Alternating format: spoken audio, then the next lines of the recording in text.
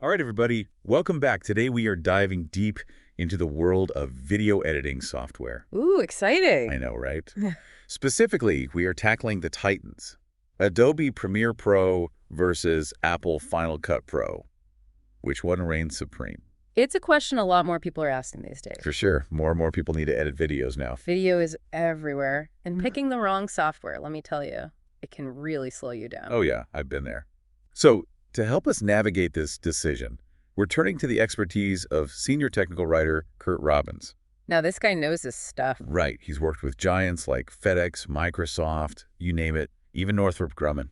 Wow. Okay, so he's seen it all. He's seen it all. And what's cool is that he really focuses on video editing for folks like us who are creating content for things like, technical documentation or maybe corporate communications. So he gets that video isn't just for, like, Hollywood anymore. Exactly. It's for getting things done. All right, so let's bring our contenders into the ring. In this corner, we have Adobe Premiere Pro. The reigning champion. Tried and true, powerful, works on both Windows and Mac. It's like that seasoned veteran that everyone in the film and TV industry knows and respects. Exactly. And Robbins points out that Premiere Pro has this huge ecosystem of plugins and extensions. You can customize it to do basically anything. It's kind of like a blank canvas. But Robbins also says that all that power can be a little overwhelming, especially for beginners. Yeah, it's like being handed the keys to a spaceship when you just need to, drive to the grocery store. Exactly.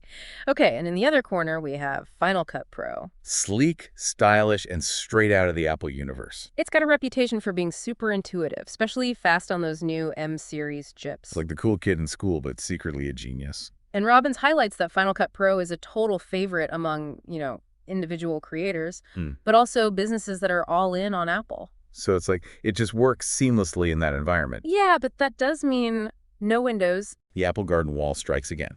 So I really like how Robbins gives us this kind of visual comparison of the interfaces. Oh yeah, what did he say? Okay, so he describes Premiere Pro as this customizable spaceship cockpit.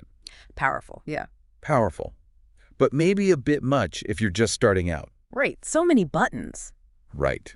And then he contrasts that with Final Cut Pro's, what is it called? The magnetic timeline. Yes, the magnetic timeline. Which he says is like having a helpful guide, keeping your project nice and organized. I love that analogy. It's like those magnetic building blocks. Everything just snaps into place. It just makes sense, especially if you're creating videos for, technical documentation. Or internal communications. Yeah, where you need things to be clear and efficient. You don't need all the bells and whistles, really, if your goal is just to explain something clearly. Get the information across. Precisely. Now, what about speed? Because in the world of video editing, time is money. It really is. And Robbins says Final Cut Pro just shines here. Especially on those M-series chips. It is so optimized for Apple hardware. So super fast rendering times, smooth playback, even with 4K or 8K footage, which is crazy. It is a lot of pixels. And Premiere Pro can technically handle it. Yeah, I was going to say. But Robbins points out that it can become a real resource hog. So you need a powerful machine. If you're not working with a top-of-the-line computer, you might run into some issues. So maybe not the best choice if you're working on a 5-year-old laptop. Probably not. Okay, so this is where things get really interesting. Robbins digs into the collaboration aspect, which, let's be honest, can be a real pain point for video editors. Oh, for sure. Emailing huge video files back and forth. Ugh. A nightmare. So Premiere Pro has this really cool feature called Adobe Team Projects. Right. Where multiple editors can work on the same project at the same time. No more massive file transfers. It's a game changer, especially for teams working remotely. Yeah, that's huge these days.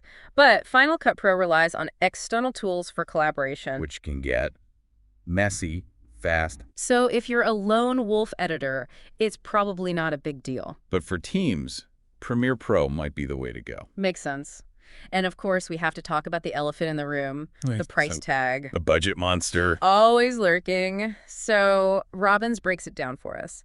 Adobe Premiere Pro is subscription-based. So you're paying monthly or annually. Which can add up. For sure. Final Cut Pro, though, one-time purchase. You pay once and you're done. Which is tempting, especially if you're not editing videos every single day. Definitely. And this is where Robbins really emphasizes that there's no one-size-fits-all answer. It depends on your needs. Your priorities and, of course, your budget. All right, so we've covered interface, performance, collaboration, and price. There's a lot to take in. It is. So let's just take a breath here Let it all sink in. and think about, what does this mean for you, the listener? What are your must-haves in a video editing software? What are your deal breakers? Are you working solo? Part of a team? What kind of videos are you making? These are all questions Robbins wants us to consider. Let's break it down. Who should choose Adobe Premiere Pro? The spaceship cockpit. Yes, the spaceship cockpit of video editing. Well, Robbins says Premiere Pro is the clear winner if you've got a team working on both Windows and Mac. Cross-platform compatibility, so important. It's like the Switzerland of video editing. Everyone's welcome. I love that.